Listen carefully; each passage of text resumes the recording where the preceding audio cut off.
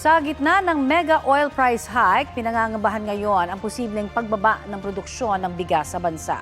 May ulat on the spot si Mav Gonzalez. Mav?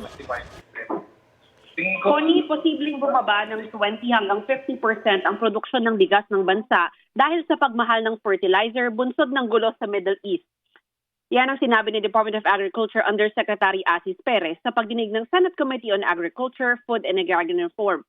Base sa pag-aaral nila, maapektuhan ng ani na itatanim sana sa Mayo at Hunyo at tatamaan nito ang inaasahang supply na 10 million metric tons sa Agosto at Setyembre. Kung wala raw tayong gawin, tsak mababawasan ito ng malaki. Tanong naman ni Senador Bam Aquino, aangkatin na lang ba natin ang mababawas na supply? Sagot ni Perez, posibleng mahirap maghanap ng mabibilhan dahil nag-aangkat din ng iba pang bansa.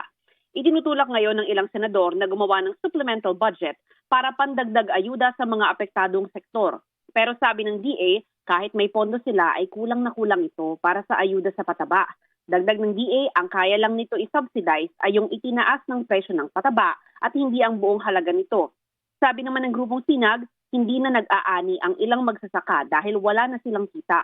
Ayaw naman daw nila ng rescue buying mula sa gobyerno dahil binabarat aniya mga magsasaka. Dapat daw magkaroon ng patas na farm gate price para kumita naman sila.